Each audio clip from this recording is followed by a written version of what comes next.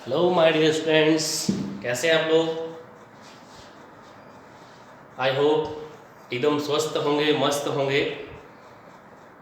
तो देखो, एक आज आप लोगों को अलग टॉपिक पढ़ा रहा हूँ। ओके, जो अभी तक हमने इलेक्ट्रिक डाइपोल के बारे में पढ़ा था, विद्युत द्विध्रुव के बारे में, जैसे हमने कहा कि उसकी एक्सियल लाइन पे या फिर इक्वेटोरियल लाइन पे इलेक्ट्रिक इंटेंसिटी फाइंड कर सकते हैं। लेकिन अगर मान लो कि तुम्हें कोई इनके बीच में एक पॉइंट दे दिया जाए कि ना तो सीधा एक्सिस पे हो ना ही इक्वेटोरियल लाइन पे हो, इनके बीच में कहीं पे भी दे दिया, तो क्या करोगे? तब इलेक्ट्रिक इंटेंसिटी कहाँ से लाओगे? ठीक है, तो वो हम आज पढ़ेंगे। ओके, तो आ जाए मेरा electric field intensity at any point due to a short electric dipole. Okay, एक शॉर्ट डाइपोल है अपने पास, इलेक्ट्रिक डाइपोल है, उसकी वजह से किसी भी पॉइंट पे फाइंड करनी इलेक्ट्रिक फील्ड इंटेंसिटी, तब क्या करोगे वो चेक कर रहे हैं हम। तो यहाँ देखो, ये मैं डायग्राम बनाता हूँ, ध्यान से समझना। ये इलेक्ट्रिक डाइपोल हमने एज्यूम कर लिया, बस ये माइनस क्यू, ये प्लस क्यू, ये जैसे मैं ले लेता हूँ पॉइंट ए और ये मैंने ले लिया point B. Okay, point A और बी हमने एज्यूम कर लिया, जहाँ नेगेटिव चार्ज पॉजिटिव चार्ज रखा हुआ। अब तुम्हें पता है कि डाइपोल मोमेंट नेगेटिव से पॉजिटिव, मतलब पी की डायरेक्शन तुम्हें पता चल गई, ये हो गई, ये पी की डायरेक्शन है, ए टू बी, जो पी है वो अलॉन्ग ए बी है। ओके, ये इसका सेंटर एज्यूम कर लेते हैं ओ। यहाँ से आर डिस्टेंस पे मैं ले देता हूँ पॉइंट के, या कुछ भी पी एक्स कुछ भी मान लो, जिसके एलिमेंट में से हम एक बार के उठा लेते हैं, ये चलो। ओके, ये के ले लिया हमने, और ये जो इसकी एक्सिस के साथ पी की डायरेक्शन के साथ एंगल है वो हमने मान लिया थीटा एंगल है। अब तुम्हें इस आर डिस्टेंस पे थीटा एंगल पे जो पॉइंट के है वहां इलेक्ट्रिक इंटेंसिटी फाइंड करनी है। अब उसके लिए क्या करें?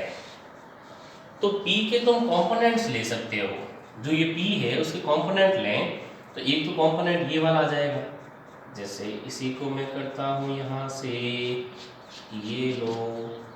ओके, इसको हम बोल देते हैं A1, इस तरफ जो है वो पॉइंट कह देते हैं हम B1, और एक परपेंडिकुलर लाइन यहाँ से ले लो, ये A2, ये B2। Okay, A1 B1, A2 B2 दोनों परपेंडिकुलर है, ध्यान रखना। A1 B1 is perpendicular with A2 B2। Okay, अब P के कंपोनेंट जिस तरह P है, अगर A1 B1 के अलॉन्ग कहें तो P का कंपोनेंट क्या होगा? वो आएगा P cos थीटा, इस तरह एंगल के साथ P cos आएगा, और दूसरा आएगा अपने पास A2 B2 क्या आ जाएगा? P sin theta. बस यहाँ तक तो ठीक है। A1 B1 जो है वो किसको? P cos थीटा को, और ये जो A2 B2 है ये लाइन किसको रिप्रेजेंट कर रही है? P sin theta. कंपोनेंट लिया हमने, देखो डायग्राम को ध्यान से देख लें, कोई मिस्टेक ना हो उसमें।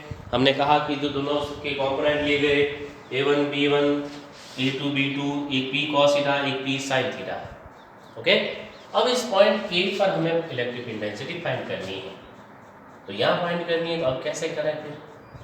तो हम कहें कि जो अपने पास A1 B1 और A2 B2 है, ये A1 B1 तो इसके लिए K के लिए क्या है? एक्सियल लाइन है। K के लिए क्या है? एक्सियल लाइन, और ये इसके परपेंडिकुलर है, देखो परपेंडिकुलर लिखा हमने पहले, परपेंडिकुलर, तो ये क्या है? इक्वेटोरियल लाइन है। इक्वेटोरियल हुआ, तो electric field intensity eight point के,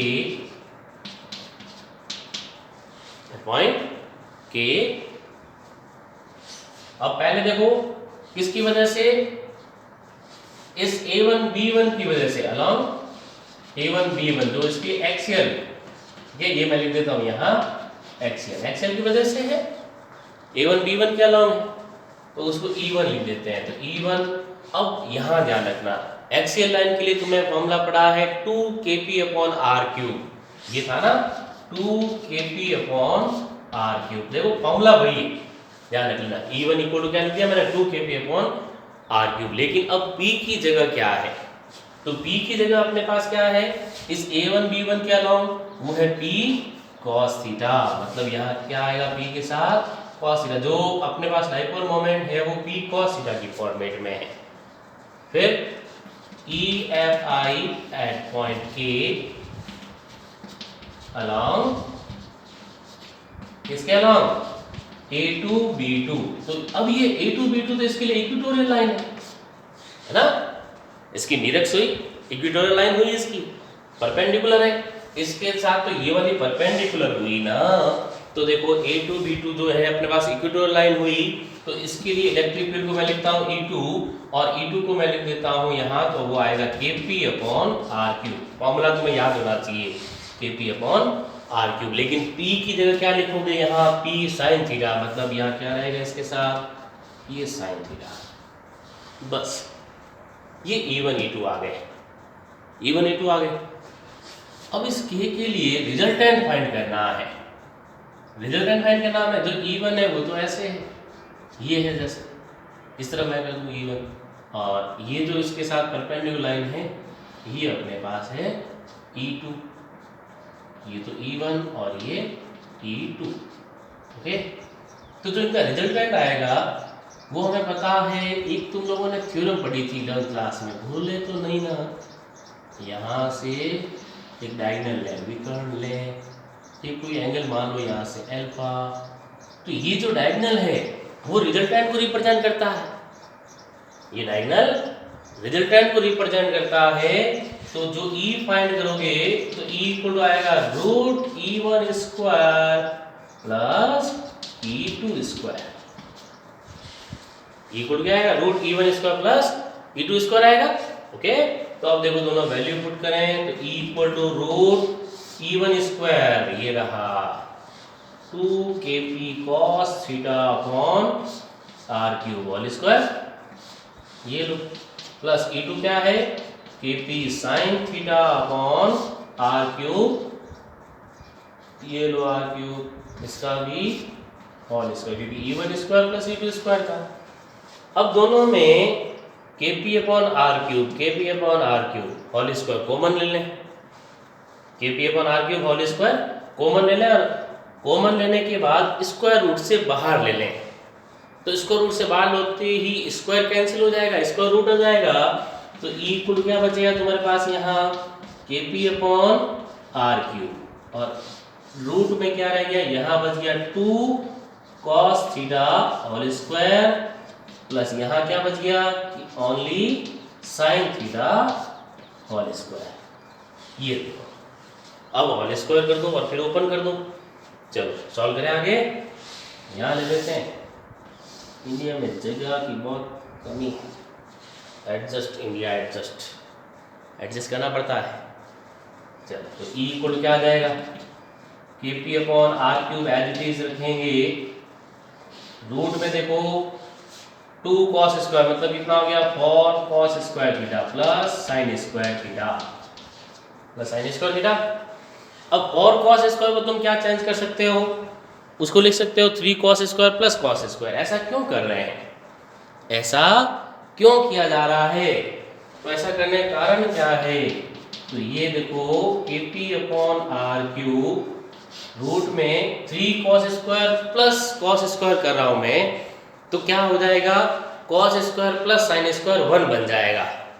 ठीक है, ये अपना पर्पज है, 3 cos square theta plus cos square theta और प्लस आगे था sin स्क्वायर थीटा, ये तो एज इट इज पड़ा है वहां पे। अब ये जो cos square plus sin square ये क्या हो गया, 1 हो गया, तो E इक्वल टू बन गया kp/R³ रूट में क्या आ गया 3 cos स्क्वायर थीटा प्लस 1 आ गया।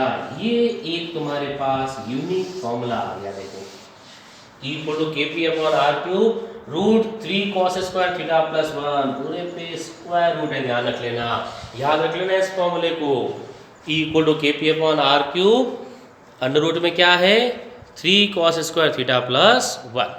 ठीक है, अब इसमें हम दोनों स्पेशल केस ले सकते हैं, जो E इक्वल है अपने पास kp/R³ root 3 cos square theta plus 1। Special case क्या, कि अगर तुम्हें एक्सिस के लिए और इक्वेटोरियल लाइन के लिए कहा जाए, यहाँ लेता हूँ मैं, ठीक है, ये जगह कहाँ में ले रहा हूँ अब मैं यहाँ से, ये तो एट एक्सिस क्या सही है कि नहीं है, चेक कर लो उसको। At axis theta equal to क्या होता है 0 डिग्री, एक्सिस वाले इसको तुम यहाँ लेके आ जाओ, ये लाइन जो है यहाँ इसके ऊपर आ गई तो एंगल तो 0 हो गया, थीटा 0 हो गया, थीटा 0 हो गया मतलब वहां क्या बन गया, ई के लिए वैल्यू क्या आ जाएगी, ई इक्वल टू अपने पास kp upon r cube, kp upon r cube root 3 cos square 0 plus 1, cos 0 की वैल्यू क्या होती है, cos 0 की वैल्यू पता है 1 होती है, तो 3 into 1 1 हुआ, 3 plus 1 4 हुआ, और रूट 4 क्या बन गया, e इक्वल क्या बन गया 2kp अपॉन r क्यूब, दिख रहा है ना, बराबर दिखना चाहिए, 2kp upon r cube formula बन गया, देखो 2kp अपॉन r क्यूब। वही सेकंड अगर हम कहें एट इक्वेटोरियल है, इक्वेटोरियल लाइन थीटा क्या होता है वहां पे, तो 90 डिग्री, थीटा 90 लोगे तो ई इक्वल हो जाएगा kp upon r cube root 0 plus 1, क्योंकि यहाँ cos 90 आएगा, cos 90 की वैल्यू हमें पता 0, तो 0 प्लस 1 रूट 1 हुआ तो 1 ही रहेगा, तो ई इक्वल क्या आ जाएगा kp अपॉन r क्यूब, बस ये होगी, ये एक्सियल लाइन के लिए और ये इक्वेटोरियल लाइन के लिए, दोनों के लिए होगा। इसका मतलब ये फॉर्मूला सही है, स्टार लगा के याद रखना है, इसको बहुत काम आएगा कंपटीशन में। ओके, याद रहेगा E equal to kp upon r cube root 3 cos square theta plus 1। Okay.